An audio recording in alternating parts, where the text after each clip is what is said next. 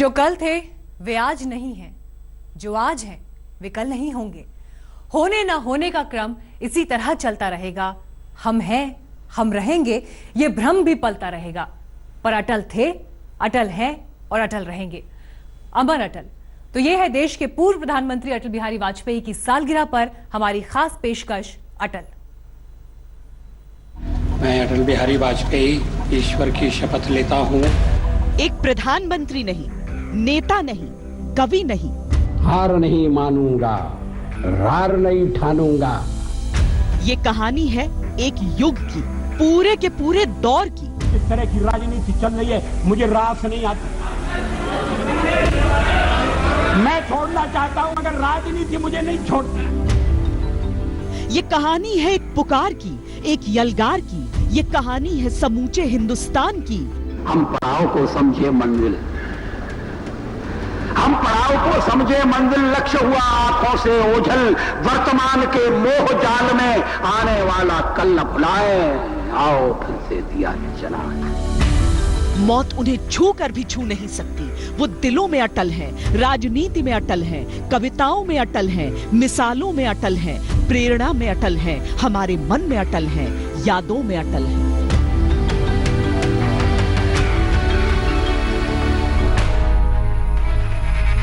मिलाकर चलने का आह्वान करती रही उनकी कूटनीति। अगर एक और ये प्रण लेती दिखी कि जंग न होने देंगे, तो युद्ध की स्थिति में उनकी हिम्मत ये भी कहती रही कि कश्मीर कभी हथिया लोगे ये मत समझो। धमकी जिहाद के नारों से, हथियारों से कश्मीर कभी हथिया लोगे ये मत समझो। हमलों से, अत्याचारों से, संहारों से भारत का शीश झुका लोगे ये मत समझो। पीठ में छुरी सा चाक, राहु गया रेखा फाग, मुक्त के क्षणों में बार बार बंध जाता हूँ। कोटि कोटि आकुल हृदयों में सुलग उठी है जो चिनगारी। अमर आग है, अमर आग है। आदमी न ऊंचा होता है, न नीचा होता है, न बड़ा होता है, न छोटा होता है। आदमी सिर्फ आदमी होता है। उनकी कविता उनकी राजनीति में संवेदना भरती रही। स्वप्न सजोएंगे। सत्य को ढूंढते वो यक्ष से भी प्रश्न करते रहे। वचन भंग किया हम, तो आग्नेय परीक्षा की घड़ी में अर्जुन की तरह उद्घोष भी किया, न दैन्यम न पलायनम। मौत से ठन गई। जूझने का मेरा कोई इरादा न था। जूझने का मेरा कोई इरादा न था। मोड़ पर मिलेंगे इसका वादा न था। रास्ता रोककर खड़ी हो गई, ये लगा जिंदगी से बड़ी हो गई। मध्य प्रदेश के ग्वालियर में शिंदे की छावनी में 25 दिसंबर 1924 को उनका जन्म हुआ। पिता पंडित कृष्ण बिहारी वाजपेयी स्कूल में मास्टर थे और एक प्रख्यात कवि भी। घर का वातावरण ही साहित्यिक था। अटल जी भी इससे अछूते नहीं रहे। अटल जी की कविता संग्रह चुनी हुई कविताओं में अटल जी अपनी पहली कविता का जिक्र करते हैं। ताजमहल ये ताजमहल कैसा सुंदर अति सुंदरतर। छोटी सी उम्र में ताजमहल पर लिखी कविता में सिर्फ तुकबंदी नहीं थी, बल्कि कारीगरों की व्यथा भी थी। जब रोया हिंदुस्तान सकल तब बन पाया ताजमहल। अटल जी पुस्तकों में जीते थे, कविताओं में खोते थे। बीए तक की पढ़ाई उन्होंने ग्वालियर में की। कानपुर के डीएवी कॉलेज से राजनीति शास्त्र में फर्स्ट डिवीजन में एमए किया।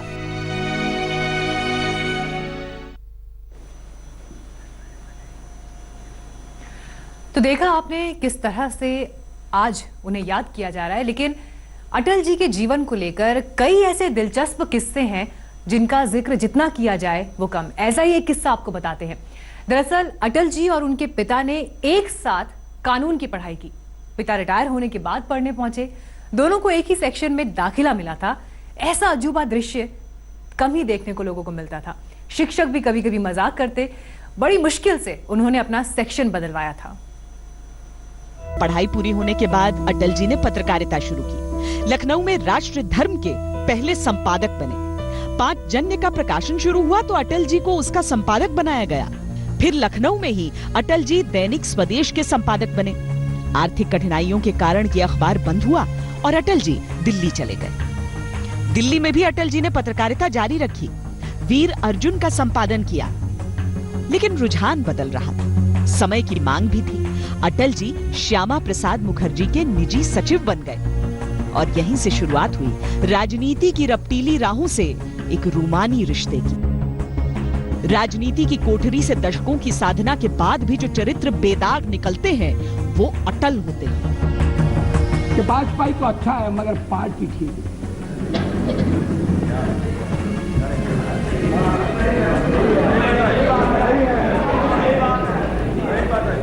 अच्छा तो अच्छे वाजपेयी का क्या करने का इरादा रखते हैं? राजनीतिक प्रतिद्वंद्वता के भाव से परे मित्रता और शत्रुता के भेद से अलग जिनकी पहचान अजात शत्रु की होती है वो अटल होते हैं। उस समय के प्रधानमंत्री नरसिंह राव जी ने भारत का पक्ष रखने के लिए मुझे विरोधी दल के नेता के नाते जिनेवा भेजा था और पाकिस्तानी उसे देखकर चमत्कृत रह गए।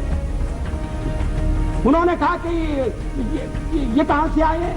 राजनीति के शीर्ष पर पहुंचकर देश के लोकतंत्र की अमरता के लिए सत्ता त्याग का मंत्र जो पीढ़ियों को दे जाते हैं वो अटल होते हैं। सत्ता का खेल तो चलेगा, सरकारें आएंगी जाएंगी, पार्टियां बनेगी बिगड़ेंगी, मगर ये देश रहना चाहिए, इस देश का लोकतंत्र अमर रहना चाहिए। हम पड़ाव को समझे मंजिल, हम पड़ाव को समझे मंजिल, लक्ष्य हुआ आंखों से ओझल, वर्तमान के मोह जाल में आने वाला कल न भुलाए, आओ फिर से दिया जलाए।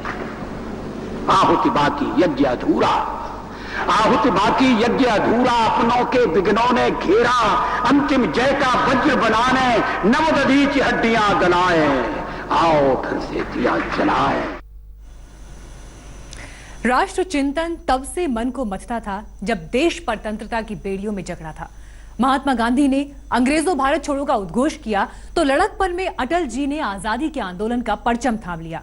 देश स्वतंत्र हुआ तो लोकतंत्र में विरोधी पक्ष की आवाज को बुलंद करने के लिए सत्ता की धारा के विपरीत खड़े हो गए। श्यामा प्रसाद मुखर्जी के आह्वान पर जनसंघ से जा जुड़े। 1953 में जनसंघ के संस्थापक श्यामा प्रसाद मुखर्जी ने धारा 370 के विरोध में जम्मू कश्मीर में बिना परमिट प्रवेश किया और एक देश में 2 विधान, 2 प्रधान, 2 निशान नहीं चलेगा का नारा दिया। अटल बिहारी वाजपेयी ने उनका भरपूर साथ दिया।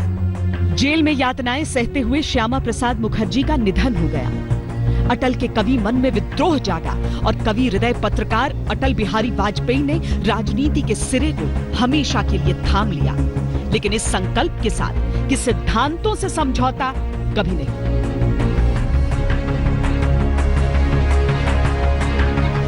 उन्नीस 1955 में नेहरू जी की बहन विजय लक्ष्मी पंडित ने लोकसभा सदस्यता से इस्तीफा दिया। तब जनसंघ के टिकट पर अटल बिहारी वाजपेयी ने लखनऊ लोकसभा सीट से चुनाव लड़ा। अटल जी अपना पहला चुनाव हार गए, लेकिन हिम्मत नहीं हारी। 2 साल बाद ही बलरामपुर लोकसभा सीट से फिर चुनाव लड़े और जीतकर संसद पहुंचे। राजनीति की चालबाजियों से अक्सर कवि मन व्याकुल हुआ। अटल जी को राजनीति रास नहीं आती थी, लेकिन राजनीति को अटल जी खूब रास आते थे। अटल जी के चाहने पर भी राजनीति ने कभी उनका हाथ नहीं छोड़ा। संसद में अटल जी पहली बार जब अपनी रौ में बहते हुए बोले तो तत्कालीन प्रधानमंत्री पंडित जवाहरलाल नेहरू समेत पूरा सदन अवाक रह गया। अटल जी नौजवान थे, लेकिन संसदीय परंपराओं के पालन में अनुशासन को वरीयता देते थे। एक दिन नेहरू जी के बेहद करीबी M.O. मथाई की एक टिप्पणी पर अटल बिहारी वाजपेयी ने संसद में सदन की अवमानना का आरोप लगाते हुए विशेषाधिकार उल्लंघन की बात उठाई। न चाहते हुए भी नेहरू जी को उनकी बात माननी पड़ी। अटल जी के इन तेवरों ने भविष्य की राजनीति को अपने नायक का संकेत दे दिया था। कहा जाता है इसके बाद ही नेहरू जी ने अटल बिहारी वाजपेयी से यह कहा था कि एक दिन तुम भारत के प्रधानमंत्री बनोगे नौजवान। और ये सच हुआ। अटल जी प्रधानमंत्री बने, पहले 13 दिन के लिए, फिर 13 महीनों के लिए, फिर पूरे 5 साल के लिए। Atal Bihari Vajpayee a man for all season में वरिष्ठ पत्रकार किंगशुक नाग ने लिखा है कि एक बार जब ब्रिटिश प्रधानमंत्री नेहरू जी से मिलने भारत आए तो नेहरू जी ने अटल बिहारी वाजपेयी से भी उनकी मुलाकात कराई और ये कहा कि इनसे मिलिए, ये विपक्ष के उभरते हुए युवा नेता हैं, हमेशा मेरी आलोचना करते हैं, लेकिन मैं इनमें भविष्य की कई संभावनाएं देखता हूं। नेहरू जी के बाद इंदिरा युग आया। सत्ता के सामने विपक्ष जब बौना हो रहा था, अटल बिहारी वाजपेयी तब भी वज्र की तरह सत्ता पक्ष को ललकारते रहे। 1973 में पेट्रोल के दाम बेतहाशा बढ़े तो अटल जी संसद में बैलगाड़ी लेकर पहुंचे और सत्ता को सड़क पर खड़े होकर चुनौती दी।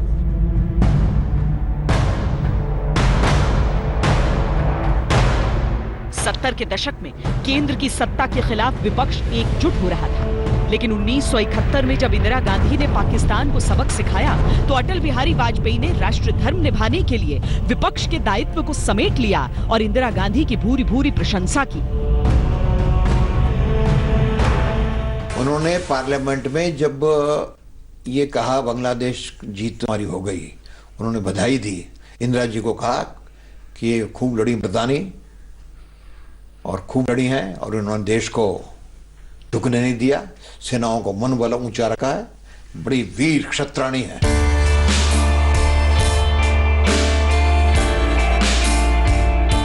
जनसंघ में तब तक अटल जी के साथी के तौर पर लाल कृष्ण आडवाणी की जोड़ी प्रसिद्ध हो चुकी थी। सत्ता की चुनौतियां बढ़ी तो इंदिरा गांधी ने 1975 में आपातकाल लगा दिया।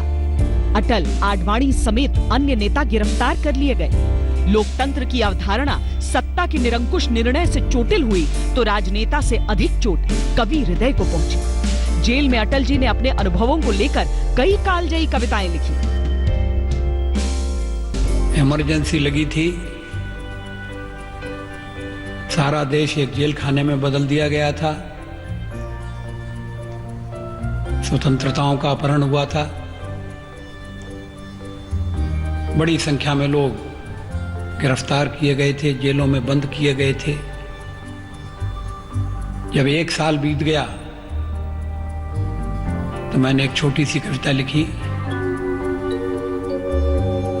झुलसाता जेठ मास शरद चांदनी उदास, सिसकी भरते सावन का अंतर घट रीत गया, 1 बरस बीत गया, 1 अंतर रोए आंख न रोए, धुल जाएंगे स्वप्न सजोए, छलना भरे विश्व में केवल सपना ही तो सच होता है। दूर कहीं कोई रोता है, दूर कहीं कोई रहता है। इस जीवन से मृत्यु भली है।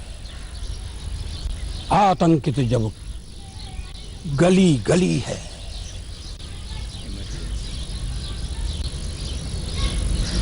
मैं भी रोता आस पास जब कोई कहीं नहीं होता है, दूर कहीं कोई होता है। 1977 में एकजुट विपक्ष के प्रतिनिधि के तौर पर जनता पार्टी की सरकार बनी तो जनसंघ का जनता पार्टी में विलय हो गया। अटल बिहारी वाजपेयी जनता पार्टी सरकार में विदेश मंत्री बने। राष्ट्रीय अंतर्राष्ट्रीय राजनीति के दौरों और संसदीय प्रणाली का अनुभव होने के नाते उन्हें यह जिम्मेदारी सौंपी गई। बतौर विदेश मंत्री अटल बिहारी वाजपेयी ने संयुक्त राष्ट्र संघ में भारत का प्रतिनिधित्व किया तो हिंदी में संबोधन करके इतिहास रच दिया। दुनिया के सामने ये नए भारत की नई राजनीति का परिचय था। वसुधैव कुटुम्बकम की परिकल्पना बहुत पुरानी है।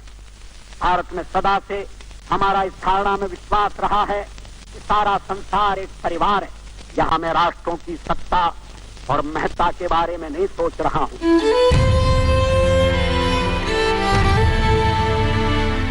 इस बीच जनता पार्टी की सरकार आंतरिक मतभेदों के चलते गिर गई। राष्ट्रवाद की जमीन पर अटल बिहारी वाजपेयी के नेतृत्व में भारतीय जनता पार्टी की स्थापना हुई।